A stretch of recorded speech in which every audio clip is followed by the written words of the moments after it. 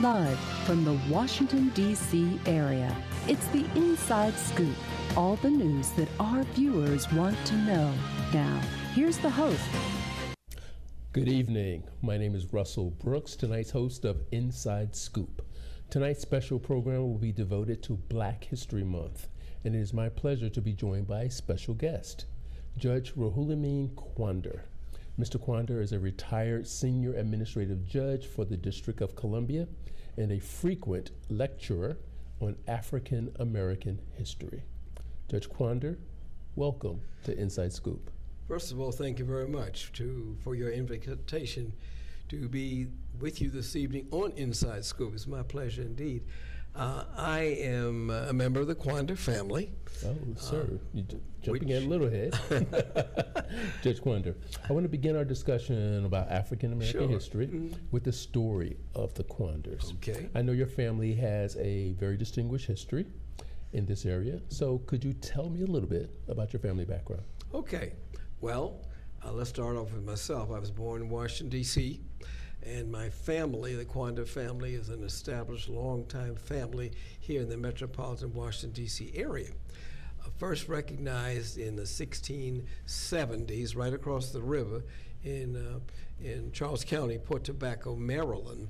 And it didn't take too long for the family, as it expanded, to show up across the river in Virginia, which includes Fairfax County, Arlington, the greater area in Alexandria, and then eventually into Washington, D.C. Of course, there was no Washington, D.C. at that time. The story begins in writing with a will in 1684, written by Henry Adams, a colonial legislator in the state of Maryland. He wrote his will in 1684, and he provided in that will for the future manumission of 2 of his 4 enslaved. And one of those was a young boy, really, he named him Henry after himself. And his last name was Henry, his first name was Henry, last name was Quando. And they spelled it Quando. And the other person to be freed was another enslaved person named Margaret Pug. And Henry Adams died in 1686. So they got their freedom in 1686. And then shortly thereafter, they married. I don't know if it was ceremonially, but they were together. They started a family. They had at least 4 children that we know of, and 3 daughters and a son. And as time went on, Henry and his wife registered cattle mark, which is a brand. You know how you can keep your cattle identified from the cattle of other people. And they did that in 1695. And in 1696, they were deeded for 99 years, a tract of land in the Port Tobacco area, which they moved a little bit to the north. And from 1696, they became not landowners, but landholders. And as the decades progressed, they did advance, and their physical presence shows up in court cases and tax cases and legal disputes. And what's so important about these legal disputes is that the black man and woman had no rights at that time. And those legal disputes, going to court, challenging the tax assessments on her being an enslaved woman, he protested because she was not a slave woman. The court held they had to pay the tax anyhow. He paid it under protest. So where's the message? The message is they stood up, they spoke out, they wanted to be counted. They had no idea in 1702 that we would find that record in the 1960s, and we would look back and see how they spoke up for themselves, spoke out, staked a claim, and that stumbling block became a stepping stone. Mm-hmm. Now I understand you've written about your family history, so can you tell me about that experience? Well, I'm going to come to that in just a minute. We have the story in the family about another brother because they were taken out of, apparently snatched out of Ghana, West Africa, probably in the 1660s. And the story in the family is that there were 2 brothers who got here, brought here. In that point, we didn't have a direct slave trade from Africa up to this area. So you would go down to Barbados, and you would get your enslaved and bring them up here. So one brother remained enslaved, the other one got his freedom. The story is they never were able to reconnect, but their children did. So we have an enslaved line and a free line together, side by side, developing. And the documents, the stories, the tax records, the court cases, the struggles, eventually newspaper articles in the before the Civil War, during the Civil War period, and after the Civil War, gave rise to the book to tell the story. And I happen to have a copy of it with me. I'll just show it if I can.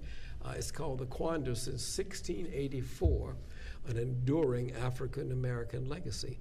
And this is telling the story, tracing back to Ghana, West Africa, coming out of apparently the Elmina Castle, which was, we call it a castle, but it was really a dungeon. Sure. I've been there, in the Elmina Castle, coming here in chains and coming through the middle, surviving the Middle Passage, coming here to this country where they begin to make a way out of no way. As I mentioned, stepping stones into pyramids, lemons into lemonade. And the strength of the family, and we say this because we want others to be inspired about it, is to understand that they had values, they had focus, they had objectives, and what they may not have been able to achieve in the early groups, every generation made some progress. Along the way, when George Washington, who had over his lifetime over 500 enslaved people under his control at Mount Vernon, on the date of death he had 317. Now more of those belonged to Martha, but George had 123 under his claim of ownership, and he provided for the freedom of those 123, and they were liberated completely after Martha Washington. Well, she released them actually, because George Washington said that they could leave after she died, but she was very frightened because she knew that they would be free when she died, and some of them said maybe we can give her a hand in that. So she let them go January 1st, 1801, even though she died in 1802. I want to skip ahead a little bit. Okay, surely. From the 1800s to a little closer to present day. Okay. Now, you're a native Washingtonian. I am a native Washingtonian. And I know you're a graduate of Howard University. Double. So, can you tell me a little bit of what Howard means to you? Howard University means a whole lot to me. I went to Howard University because when we went there, we were told the capstone of Negro education. We knew Howard was a special place. And when we look back at the legacy where Howard came from, how it got started in 1867, who some of the most outstanding graduates of Howard University were and continue to be, and who some of the faculty members are now, we realize, and it's no exaggeration, even though it doesn't have the money, doesn't have the extended prestige, it is truly the Black Harvard. There's no question in my mind. And when I look and see some of the people who are faculty members who graduated from there, Madam Vice President Thurgood Marshall, he and I graduated from the same law school, not together though, he's class of 32, I'm the class of 69. And I realize Hannah Nicole Jones, Isabel Wilkerson, I did mention Madam Vice President. These are so many people who have been on the faculty of Howard. Carter G. Woodson, Elaine Locke, who is the brainchild of the Harlem Renaissance, truly. They were all Howard University graduates. Mm-hmm. Now, you mentioned Carter G. Woodson, and you're a member of the Association for the Study of African American Life and History. Correct. And if I remember correctly, Carter G. Woodson is basically considered the founder of the celebration of Black history. Absolutely. Can you tell me a little bit about that organization and its connection to Carter G. Woodson? Okay, and Carter G. Woodson got the second PhD from Harvard University. W.B. Du Bois got the first. He started the Negro History Journal in 1915, and he determined to tell the story of African American history and culture. And in 1926, he created an organization called the Association for the Study of Negro Life and History. He was conceptually planning it, and the Omega Psi Phi fraternity, my fraternity, his fraternity, took it up as a cause and told him, we will help you make it happen. And we did. And he started as the Association for Negro Life and History. Now, to Negro History Week, now Black History Month. It's now been a month since 1976, and the idea is to identify, preserve, protect, and inspire people to know about the history and contributions of African American people in this country who have made and been the backbone of African American history.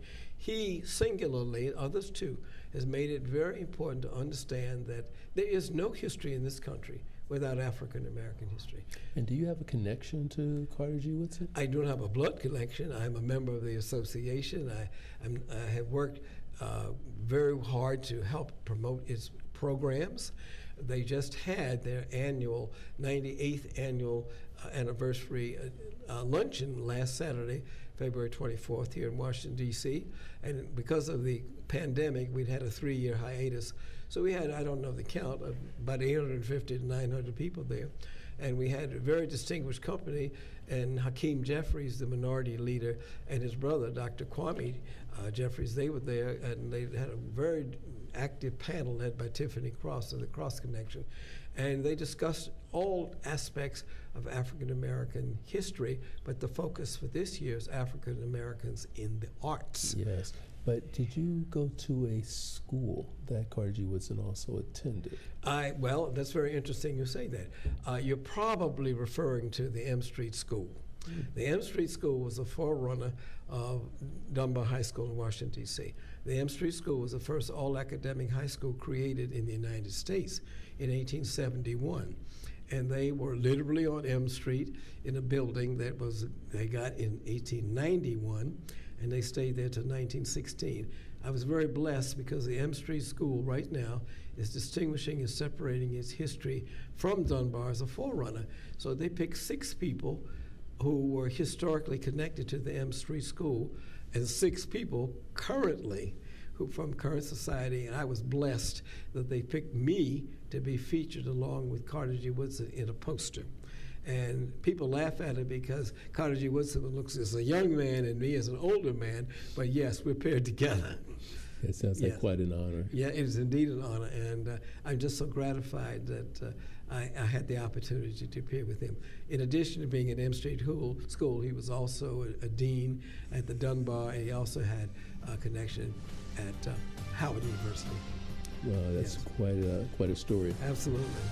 We're going to prepare to take a bit of a break, and then we're going to come back with more that you can tell us about the association and its theme this year of African American art. Stay tuned for more Inside Scoop. Nice going, Spencer! I can't believe we broke Old Man Hennessy's window. Correction, dude. You broke. I just threw the ball. This is really bad. What are we gonna do? We? Go to the door and ask for the ball back. Are you serious? It's my ball, Myrtleback. You're so dead. I'd run away. Yeah, to Uruguay. Kiss your life goodbye. Sorry. Let's go. See ya. Remember me and your well. Nice one. Some friends you are.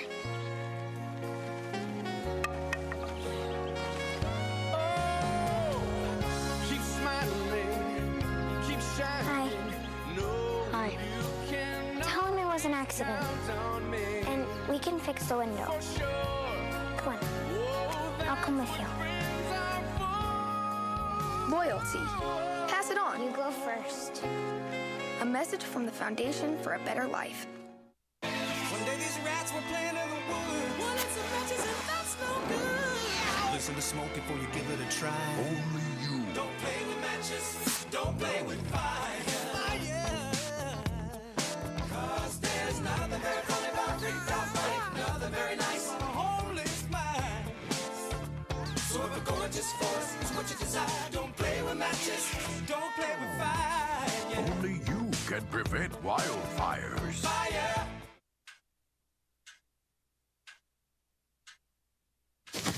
Awkward. I'm the awkward silence.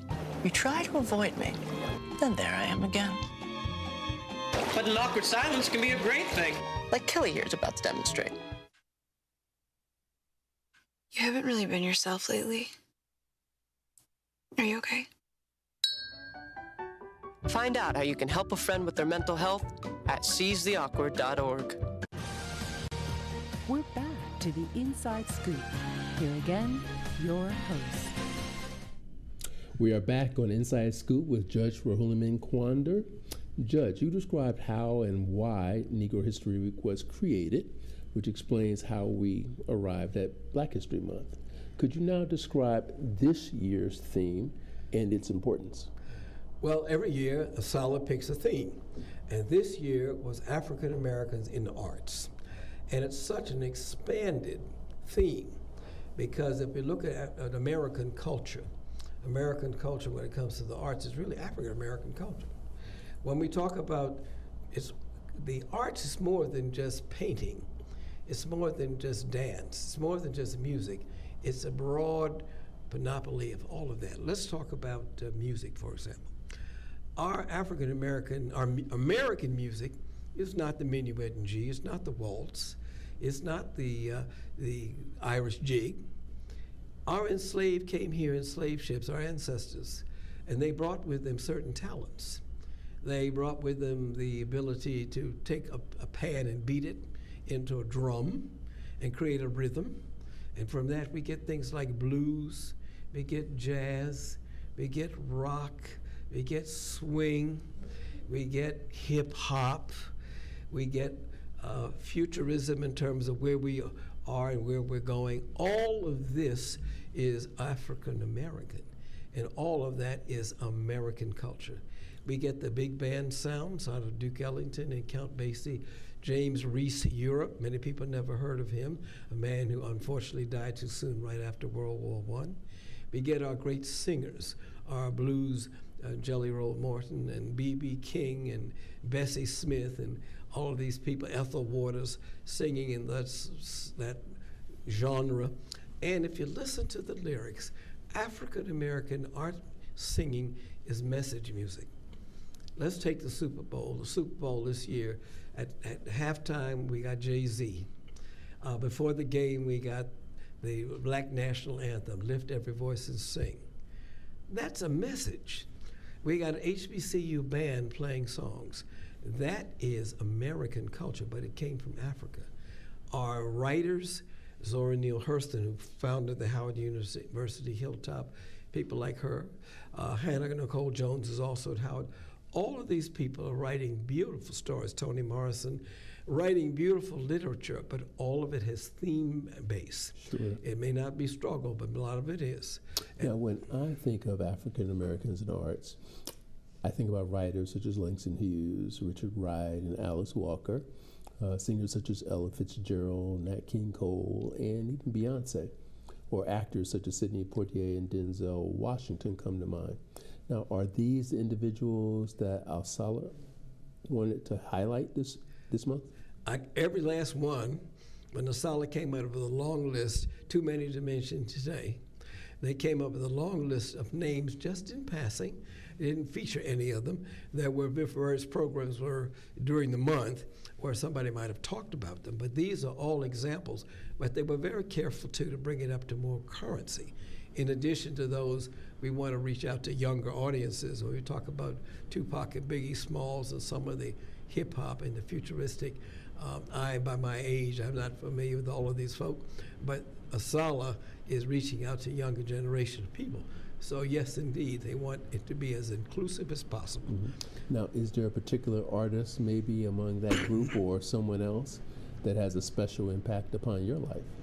Well, I'm in love with Ella Fitzgerald. I've always been. And I was a younger child, I was in love with Sarah Vaughan and still am. I recognize that there is so much in African American art. And if you want to talk about music, I have my mother's from Barbados, so I have a lot of Caribbean background, and I have a lot of that type of music too. It's music that has a story. It's not just mindless singing. It's nice to sing about love. It's nice to sing about I don't have any money, but I like message music. And so many of those songs from Sarah Vaughan and Ella Fitzgerald and Nancy Wilson, Johnny Mathis is quite a songster. We can't forget those people. Those are the people I grew up with. And in the 60s, everything Motown was the way it was at Howard.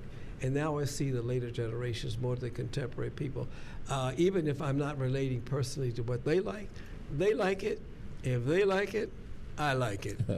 Now, most people that I've mentioned in that long list, they're well known. Yes. But are there African American artists that maybe are not so well known that this is a good month to recognize them? This is a very good month to recognize them, because one of the purposes of Black History Month is to showcase those who are coming on to the present. Some of them have been here a while seeking recognition, and this is also a time when there are many different events going on that allow new people who are not as well known to begin to get a start. I'm remembering Rihanna when she was 14. I knew of her because of my Barbados connection. I'm related to the Fenty family. And I cannot say she was one of the children running around the yard, but I didn't know it at the time. But she's a classic example of somebody I knew who was coming on, and look at her today. And that's true.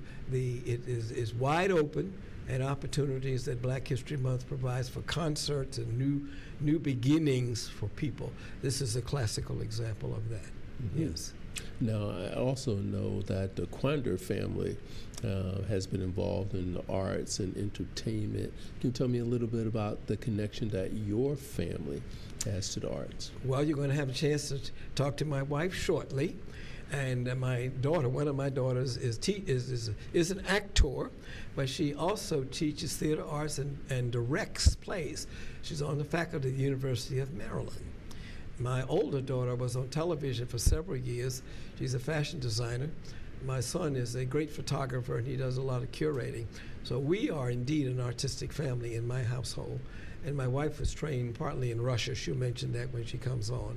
So we are very much focused with an open eye towards the presence of African Americans in the arts, and we are constantly promoting other people to step forward and present and showcase their talent.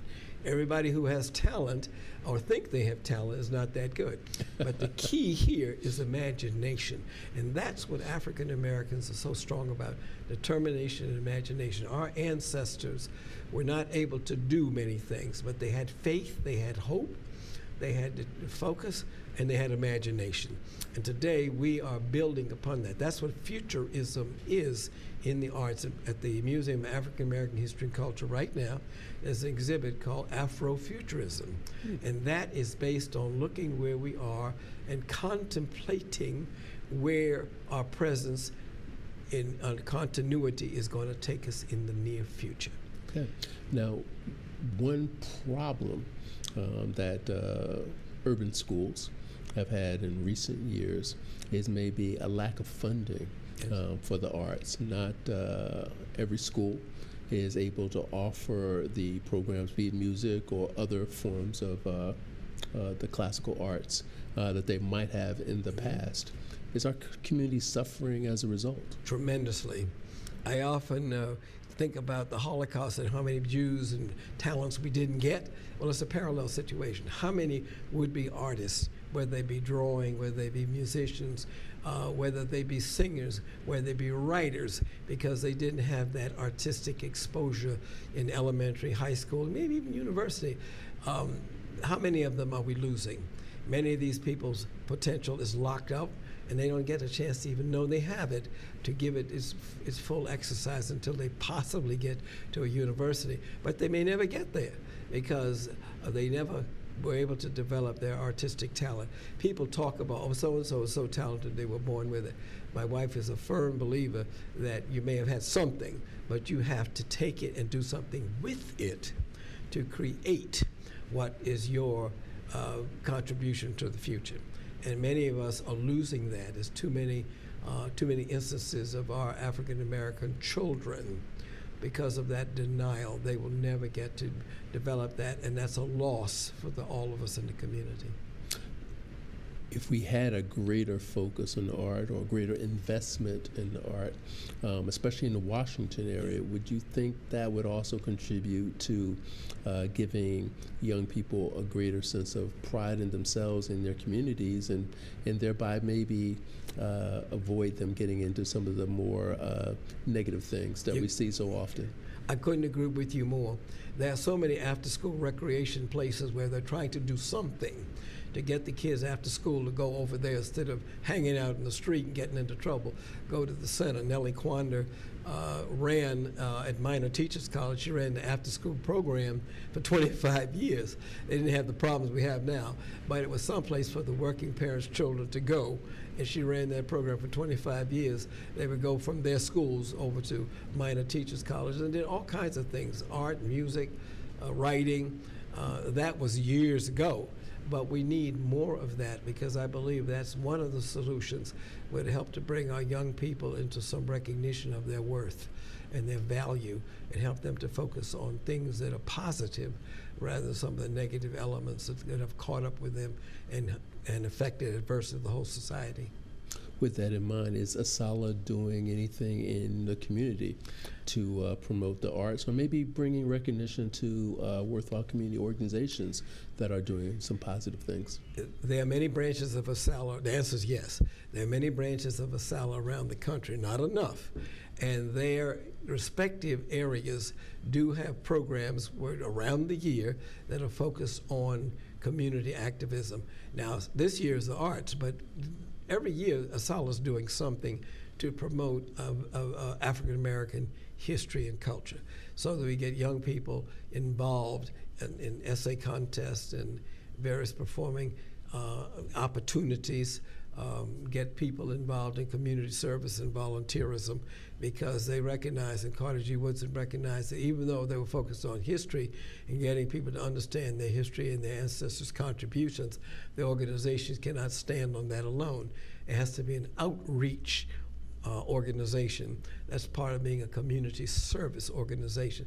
Now, honestly, they're not as focused as some other organizations founded for that purpose, but Asala does indeed have that. And during Black History Month, there are all kinds of activities that are focused, but that's primarily leading up to 6 weeks from late January through the end of February. But yes, they are. Mm-hmm.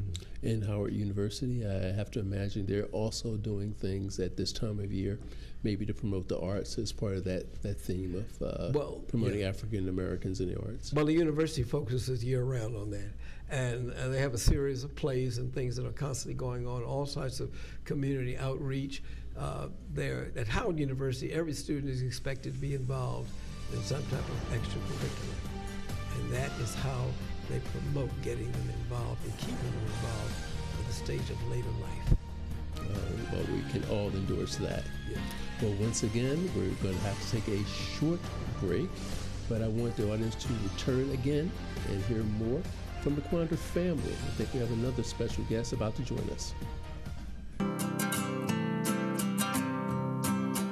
Every day across America, excess food is gathered by a network of good people at local food banks, giving hope to millions of children who struggle with hunger. They've earned their wings, and you can too. Together, we can solve child hunger. Support Feeding America and your local food bank at feedingamerica.org. Hi, I'm Josh Temple. You might have seen me on TV where I help folks turn their houses into dream homes. But forget construction. Parenting is the toughest job there is. So when you need help or advice, turn to the parenting experts at Boys Town.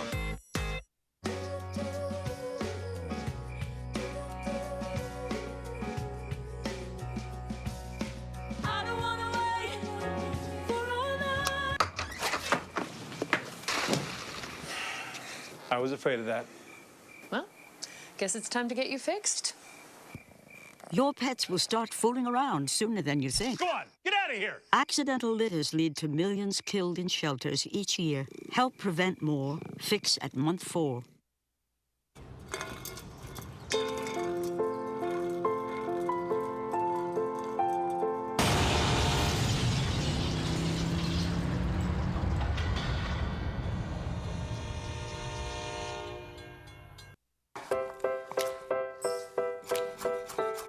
Food. It nourishes, brings us together, and adds flavor to life. That's why it's important to wash hands, surfaces, and fresh produce. Keep raw meat, poultry, and seafood separate from ready-to-eat foods like fruits and vegetables. And cook to proper temperatures using a food thermometer. Enjoy, and refrigerate leftovers within 2 hours. For more tips on safely preparing foods, visit homefoodsafety.org. We're back to the Inside Scoop. Here again, your host. Welcome back to Inside Scoop Special Edition celebrating Black History Month. We are now joined by Judge Quander's better half. I'm referring to his wife, Carmen Quander. Carmen was born in Washington, D.C. as the child of a Puerto Rican father and a Dominican mother. In 1950, she helped to integrate Sacred Heart Elementary School in the district. After high school, she pursued a career in the arts, including formal training at the Corcoran School of Art, the Pratt Institute, New York University, and the Repin Academy of Art in St. Petersburg, Russia, where she was the first Afro-Latina to win an art fellowship. Carmen has received numerous awards and was most recently recognized by the Oscar de la Renta Foundation in the Dominican Republic for her sustained work as a classical artist. Welcome to Inside Scoop. Thank you. First, I must ask, how did you become involved in the arts? I think my mom told me that from the time I was 3, I was drawing. And she realized that I liked the pencil, the crayons, and she always supplied me with supplies. And then when I started school, I spoke no English. And as I was beginning to understand my instructor, I would always draw something so that she could see that I knew what she was talking about. I was beginning to understand.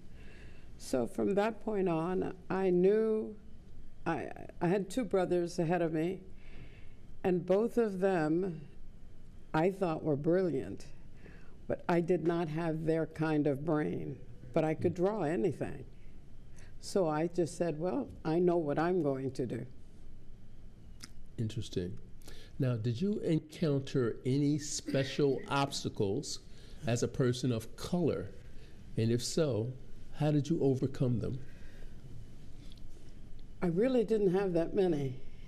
I went to an all-white school. In fact, that's where I met my husband. He had a different experience than I did because he was considered colored. I was other. Isn't that the weirdest thing? You know, I even asked my mother, what does other mean? No offense intended, but she says, these Americans just don't have it together. It's obvious you're not white. Sounds like your mom was very wise. That's right. My mother was an educated woman. She just didn't speak English. Okay. Now, in the arts, what has brought you the greatest sense of joy? Say this again? In the arts, what has brought you the greatest sense of joy? The joy? Joy. I'm doing what I absolutely love to do. And at my age, I'm still doing it. And it's not work. It's work in the sense that I have to accomplish something, but it's not work to me. It's something I just love to do. Mm-hmm.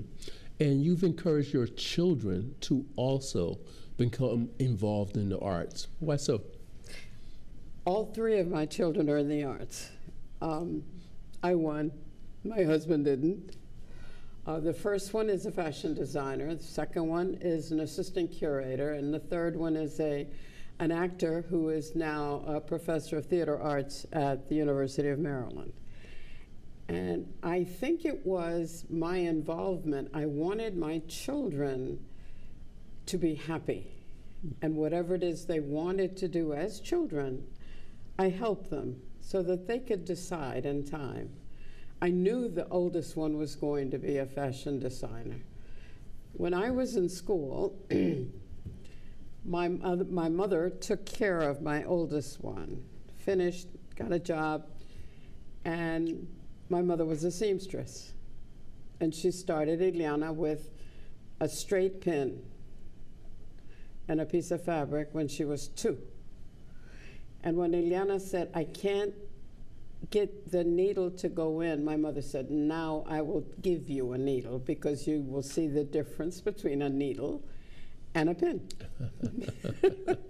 And then my son, he's the quiet one, but I knew that one day I wouldn't be able to hang. I'm a curator also. So I saw that he was interested, and by the time he was 10, he could hang a complete show.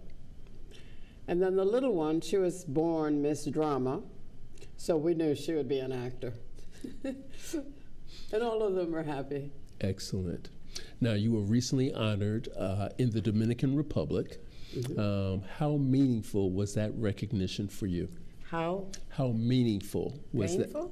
Meaningful. Oh, meaningful, my goodness. Mm-hmm. I just couldn't believe, first of all, that I was nominated, and then I had this wonderful opportunity. I was able to, my husband went with me, and I was able to take our oldest child, she was able to go, and 3 of my closest friends. So it was a wonderful experience. After visiting many, many times, this is the first time that I went as a tourist. I saw things in the Dominican Republic I didn't know we had. And it was loads of fun. And to think, my mom used to say to us, do not speak to me in English in my house. And I'm translating. When you visit the DR, you won't even be able to speak to the donkeys because no one understands English. This was at that time. Sure. Now many people speak English. And she was right. She was absolutely right. Both, the brother I follow has lived there for about 6 years. His wife had a directorship at a clinic. And when we visited, he said to me, you know, the old lady was right. No one speaks English here. You know, so it was just almost surreal for me to be honored and to hear that when they heard that there was an artist, they were so happy because he left the Dominican Republic to study art, and they had never had an artist before. So I was feeling good. Quite an achievement. Yes. You have given back to the community for many, many years. Yes. What motivates you to do that? Okay. What motivates you to give back to your community? When I was little and I didn't speak English and started school, my mother actually said to me, you must learn this godforsaken language because we are here and more of us are coming and we will need you to help. As I said, my mother was a leader, an educated woman. And one of the things I helped her out with, she started the Mass for our patroness, Our Lady of High Grace, Alta Gracia. And it has happened every year on January 21st, consecutively for 74 years at Sacred Heart Church. And our people get together and have a big dinner after the Mass. And that is something that was recognized in the Dominican Republic. I never would have even imagined that. So yeah, my mom still motivates us. And I had to learn to drive early because she would hear of injustices done to many Latin Americans, because at that time there was a small colony, but we were all together, different countries. And my mother would say, today we have to go rescue someone. Oh. And that's how I got my first housekeeper, because she was being mistreated,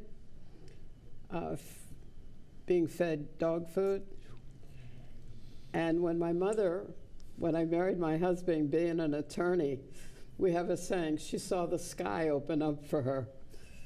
And my brother worked for Marriott Hotels at the time. He was the director of employment. Between my husband, my brother, and myself, she had an agency in our house, no charge. Just she knew that that was her calling, and she had to help these people. Yeah. Great. Sounds like a great woman. Now, I asked your husband this question, but I'm going to ask you as well. Are we doing enough as a society to demonstrate an appreciation for the arts? I really don't think that the African American is focused that much on the arts. I just attended a session at the White House on Afro-Latinos in the arts. I was the only visual artist there, and there were at least 100 people. I really don't think it's, in this country, it's considered serious. Now, many people will just, and I've heard this and I've seen it, just throw things together how they feel. I don't feel, I actually do. I took anatomy, I took classical painting. I wanted to know how to do it for me, but do it correctly. It's a responsibility. The schools that I attended, at no time did I ever have more than one black person in a class. That was here at Corcoran, and this is 1963. And you went to school you went to study in Russia or the Soviet Union at that time? Oh no, that time. was a whole other thing. You have to be invited to study there, even for a residency. And when I was sitting, it was so funny for me. The professor turned around and saw my face, and he didn't see a ghost because I'm not white. But he was like, and then I actually say, remember, you invited me, and I'm good at what I do. And that school was sanctioned by Catherine the Great in the 15th century. No blacks have ever studied there, none. It just never dawned on them. And that was my hope, to one day go there. So you were breaking new ground. Yeah, what was that? You were breaking new ground. Yes, and they were happy with me. And it was just a wonderful experience. My husband got sick on me, and I had to take him with me. I took him and my youngest daughter. But you know, God is good. I do what I love. When I first came back to Washington, after having been in school in New York, there was nothing here for me in the arts. That was 1974 or 5, and I was like, oh my goodness. I'm going to have to interrupt because we're going to have to take another break, but it was a pleasure meeting you and learning about your story. We'll be back shortly with more Inside Scoop.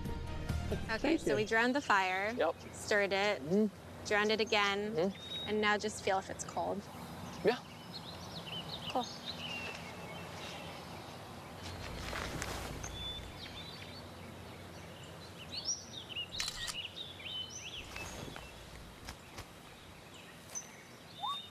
Smokey just gave me a bear hug. I know. I already posted it.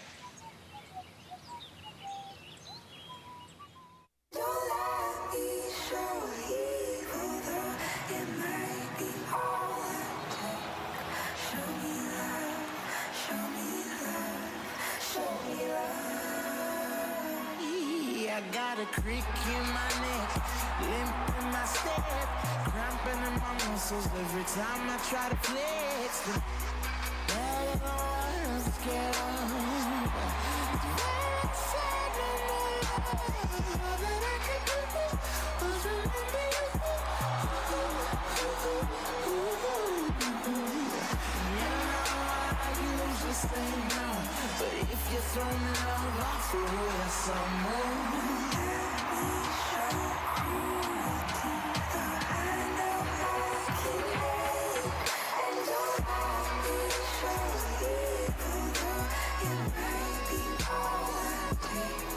Show me big responsibility. Oh, it's huge. I know, it's huge. And the salary. Oh my God, yes. Right? I mean, like, I was about to move in with my parents, and right before, yeah, so this saved me. I really believe in you, you know? Thank you. It's nice to hear that from someone. These are cool. Did you, what did you?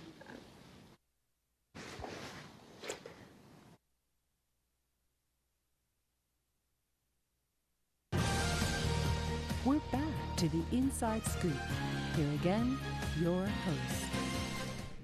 Welcome back to Inside Scoop and our special program on Black History Month. As we learned, this year's theme is African Americans and the Arts. The theme each year is determined by the Association for the Study of African American Life and History, a group founded by Carter G. Woodson, the father of the celebration of African American history. I want to ask Judge Quander to tell me a little bit more about this organization. You're a member of the association. Mm-hmm. How large is it? Well, I honestly don't know how many people belong, but there are several thousand. There are chapters all over the country, and I don't know how large each of those chapters is. The one here in Washington, D.C. is the largest because it encompasses Northern Virginia, Washington, D.C., and suburban Maryland. We have the chapters in Richmond and Philadelphia and other places all around the country, but not enough. Clearly not enough. But the main thing is we have enough to keep it going. Now, truly, it is a struggle because African American organizations, by and large, do not have the natural capital resources. So they rely largely upon dues membership. And of course, when they have national conventions, and when they have the national conventions, they want as many people as possible to sign up and attend, which means there's a registration fee. And obviously there has to be, since it's a nonprofit organization, we don't want to call it profit, but they want to have some net over their basic expenses because that's what helps to keep the organization going. Each year, the organization selects a theme for the following year. And they announced several days ago that the theme for Black History Month 2025 is African Americans and labor. And this is very interesting because when you think about it, just as I said about African American history and culture in the arts, for this year, the backbone of it, well, I don't know how it'll be developed. I'm sure that when we look at African Americans and labor, it's going to start at 1619 because we've got to remember we were brought here to this state, downstate, in chains, and we built this country block on block, brick on brick. Cotton fields, tobacco fields, stacking hay, fisheries, all of that.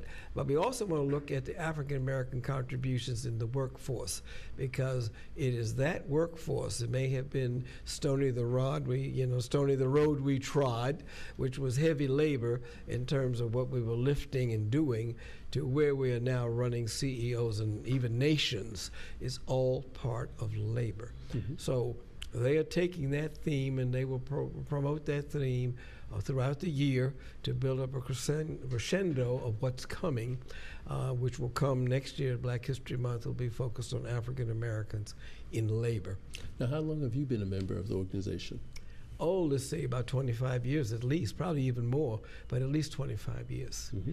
And this year I didn't work on a committee because this is the first time starting up, but I worked on several committees, and I also had a book table, and as an author, I'm an author of 4 books.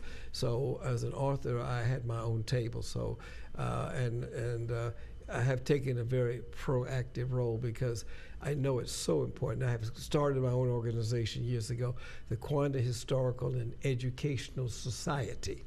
And the purpose of it was to, first starting out with the Quander family's history, to identify, document, promote, protect, and share by educating about the history not only of the Quander family, but to get other people to understand that they too have a history. It may not be as in-depth and diversified and unique as the Quander family history, but Grandma had a story. Uncle had a story, and you need to know that because that is who you are and where you came from. Many people, when I was growing up, we would talk, we weren't in this frame of mind. A lot of people would down their own people. My people never did anything, they just picked cotton. No, They picked that cotton so you could be who you are today. And you need to understand that and be appreciative of it. So when you see more people in this day and age signing up to get information via Ancestry.com and other organizations of that type, does that show to you that people have developed a greater interest in learning their family history, their family stories? Yes, couldn't be more. In 1977, when the Roots came out, I realized how many years ago that was. That was, for many people, white and black, an eye-opener and an ear-opener. And that was the beginning. It started slowly, but it's taken off. Now with Ancestry.com, 23andMe, and these other programs, you can find out so much more about relatives that you didn't know you had. You will find pictures, you will find documents, baptismal records, and places to look that you didn't know those sources were there. And this has been a godsend, so to speak. And I think so many people of our African diaspora and descendancy are finding out a lot more of their personal history that they never knew was possible. Mm-hmm. Back to Asala, what are some of their activities right here in the DMV? Well, right here in the DMV, they do have essay contests where they get a number of the high school students, even younger too, to write. Which is competitively to increase their personal skills on understanding their history. When you write, you may write about an ancestor, a little bit did you get to know. They do oratory contests. They participate in different public forums. But as I mentioned before, they are primarily focused on African American history and not as much general cultural outreach like you would find with some of AXO or some of those other entities. Asala's mission is not so much that, but they want to stabilize the history that has been created, share it with those who need to know about it, and encourage people who don't necessarily know their history to take steps to go out and create that history. Not create it, find it, and do something with it. That's the mission. That was Dr. Carter G. Woods' mission. It was a rather intellectual level. The miseducation of the Negro was one of the things that was his book came out in 1932 or 3. I have participated in a number of forums that Asala has sponsored to get junior high school students, and maybe high school too, can't remember right now. And we've gone to different places where we talked about topics to get students, topics of the day. And we would always do a little bit talking about Dr. Carter G. Woodson and the miseducation of our people. And we would talk about this book, The Miseducation of the Negro, which was focused on an older, more academic crowd, but the message is still the same, to get them to understand that we, you, whoever they are, have a history, and you need to do something about it. Interesting, when Carter G. Woodson started this movement to learn more about Black history, you mentioned the concern was the miseducation of the Negro, yes, or the African American. Would you say in this day and age, the concern might be more so for the miseducation of those other than African Americans? And I say that because there's a movement to sort of downplay African American history in certain schools or certain states, and that seems to be due to the desire to keep other people from learning that history. Nothing could be further from the truth than what you just said. It is absolutely the case. I mean, it could be more truth, not further from the truth, it could be more truth. Saturday at the luncheon, Speaker Hakeem Jeffries, minority leader, he touched on this subject, and he talked about the fact that we're in a backlash period. And right now, coming up with the election in the fall, we're seeing the backlash. And he went back and he picked it right up from right after the Civil War, and he gave several examples coming forward. And we don't have time to go into it today, but talking about the backlash when we came back, return fighting from, that was one of the themes, incidentally, African Americans in war, of Asala prior year, and the backlash that came. And we came forward with the Harlem Renaissance. And we promoted that. It came right out of Howard University. Elaine Locke, of course, and Zora Neale Hurston, who was the founder of the Hilltop, along with others at Howard University. And that type of thing that we have done that others have pushed back on us. We have come forward with many, many different things about our history and culture. And now it's got to a point where people are finding out so much more, whether they want to admit it or not. It may be begrudging about African American contributions. So what do they want to do? They want to take it and put it away somewhere. And we see it where Governor DeSantis has done it in Florida, it's coming out of Texas. We see it with the current man who is running, who used to be president, who's running again. You would be very ill-advised to think that he doesn't have an agenda, where this backlash, we blame Obama for being president, who's brought on a lot of this. Can you imagine this? Because a black man came forward and didn't have any scandal. His daughters weren't getting in trouble. His wife was truly a first lady in every sense of the word, and now we have backlash against him. So Dr. Woodson anticipated a lot of this, and I would like to stick in here that the Association Black History Month, Susie Quander, Nellie Quander's sister. Nellie Quander was the first national president of Alpha Kappa Alpha. Her sister Susie Quander, when Dr. Woodson set up the structured organization for the association, she was the first secretary from 1926 to 1938. She kept copious and accurate records, Susie Quander, of the association. She was his secretary. Mm-hmm. So the family has been involved, Quander family has been involved with Carter G. Woodson for years and other intellectual movements. And we have carried this through to today, where we have, not only was she the first, Nellie Quander, she was recognized as a leading suffragette. The New York Times has done a major article on her. We're the only African-American family with 4 generals, 3 of whom went to West Point. General Leo Brooks Sr. He had 2 sons, Leo Brooks Jr. and Vincent Keith Brooks, who were both, those 2 gentlemen, West Point, and then Mark Quander, who just recently left, being the commandant at West Point. And of the 3, 2 of them were commandants at West Point, which is later on after graduation, the number 2 man at West Point. And the other one, Vincent, was first captain, which is the equivalent of a president of student council. So all of us, we have a long military history. So many of us have contributed to our nation in times of war and peace.